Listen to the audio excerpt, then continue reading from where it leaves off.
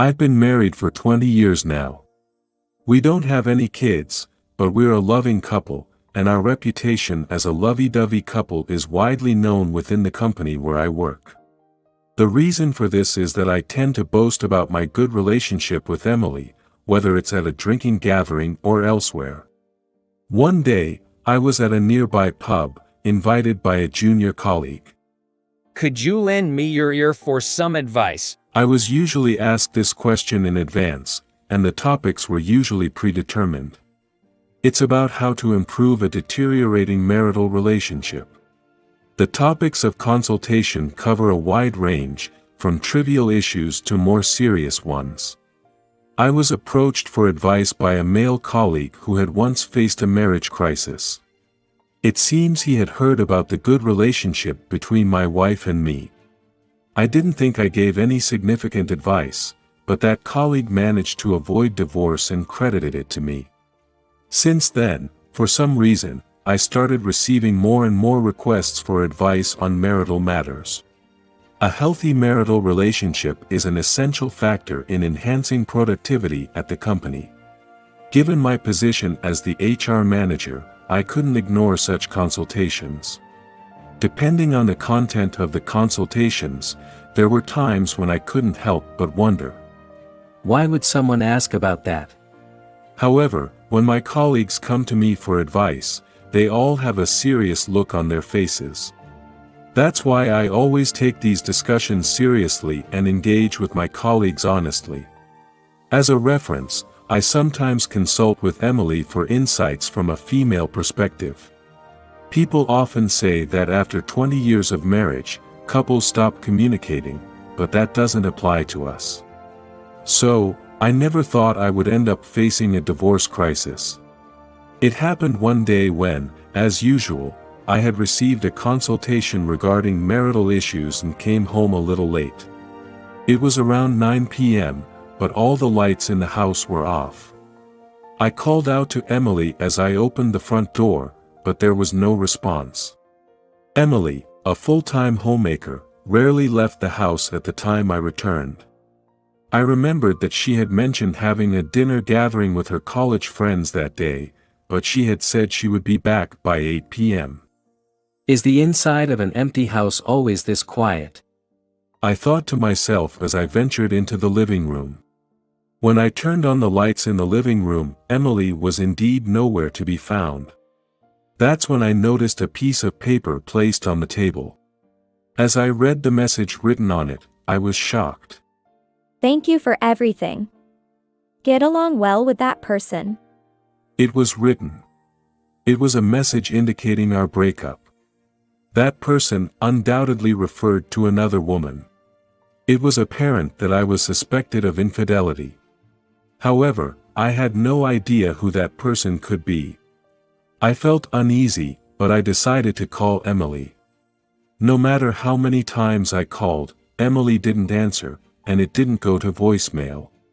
I reluctantly sent a message through WhatsApp, but it remained unread for a long time. I also sent emails, but there was no reply. In desperation, I decided to call Emily's family home. My call, which was a rare occurrence, seemed to surprise my mother-in-law. Is something wrong, Matt? From the tone of my mother-in-law's conversation, I had a feeling Emily wasn't at her parents' house. I had assumed that she had returned to her parents' house. If Emily hadn't been at her parents' house, I hadn't thought about how to explain the reason for my call. Oh, no, it's just that Emily was undecided about what to get for Mother's Day, so I thought I could ask you secretly without letting her know. I couldn't help but blurt out those words. However, I felt the awkwardness in that makeshift and cramped excuse. We'll still think it over together, after all. Without waiting to hear my mother-in-law's response, I hastily hung up the phone. Emily didn't come back the next day either. Not a single call or message from her. With no clues about Emily's whereabouts, I spent the entire day feeling restless and anxious. It was the evening of the second day since Emily had disappeared. The doorbell rang, and the sound echoed through the quiet house. I rushed to the doorbell monitor, thinking Emily had returned. I was surprised. The person on the monitor was my mother-in-law, which surprised me. I couldn't help but worry about the way you sounded on the phone. She said. Realizing that there was no use in trying to deceive her, I showed my mother-in-law the message Emily had left behind. As soon as she saw it, her expression turned stern. Moreover, she gave me a suspicious look. I explained calmly that I had no idea about the contents of the message. However, my mother-in-law didn't seem convinced. Her expression remained stern. In the end, her doubts about me were unresolved, and she left. Since Emily's disappearance, I have thought repeatedly about what the message meant. I still had no clue as to what it was referring to. After much contemplation, I decided to visit the police station and file a missing person report. However, the police officer I spoke to didn't take me seriously. Even when I persisted, the officer seemed annoyed and asked me, "Have there been any strange changes in your wife's behavior recently? For example, any signs of another man?" This unexpected question caught me off guard. And in a fit of anger, I retorted. There's no way something like that would happen with Emily. However, the officer, who had likely dealt with such attitudes from concerned spouses before, without changing his expression, he said to me, "I will accept the missing person report for now." I couldn't help but feel that the officer's response was mechanical and that I thought they weren't genuinely interested in finding Emily. As I left the police station and returned home, I couldn't shake off the word cheating that the officer had mentioned. I reflected on Emily's recent behavior, but no matter how I thought about it, I couldn't find any suspicious actions on her part. For days after Emily disappeared, I was awakened by the sound of the doorbell. I had been sleeping in the living room instead of the bedroom since Emily's disappearance, ready to respond to any communication. I was taken aback as I looked at the monitor. It was my mother-in-law who appeared on the screen. I hastily opened the front door. My mother-in-law stood there with a stern expression. I prepared myself for a scolding from her. However, my mother-in-law uttered surprising words to me. "Emily is at my house right now." These unexpected words left me frozen. As I took a deep breath, I snapped back to reality and quickly got ready to leave the house. Just before I left, my mother-in-law said to me, "I suspected you. I'm sorry." It seems that my mother-in-law wanted to apologize to me in person rather than over the phone, so she came to my house. Her expression had been stern because she likely felt sorry for me.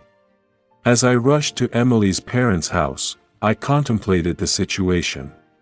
The last time my mother-in-law visited my house, Emily was probably at her parents' place.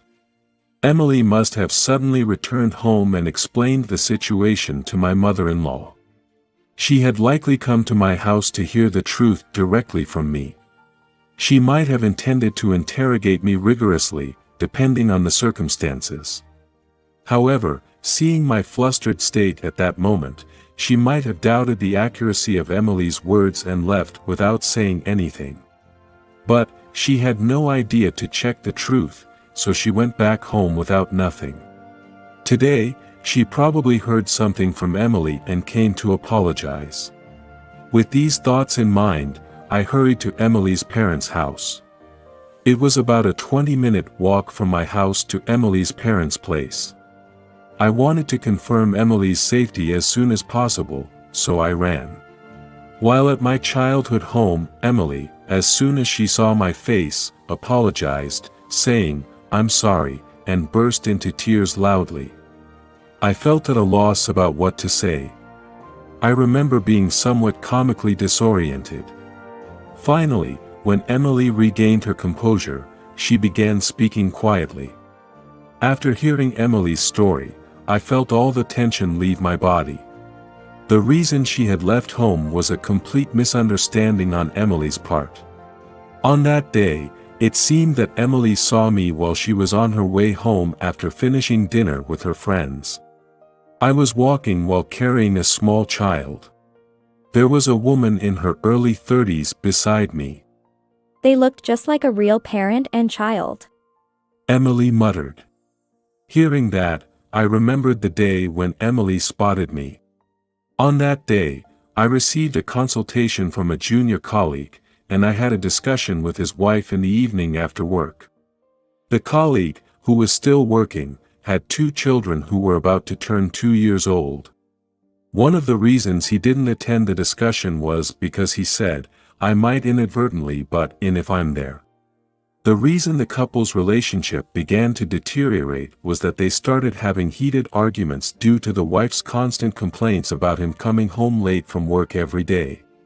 At that time, he was heavily involved in a rather significant project, especially during its final stages, which required him to work late into the night. When he returned home, he was always exhausted and had no patience to listen to his wife's words.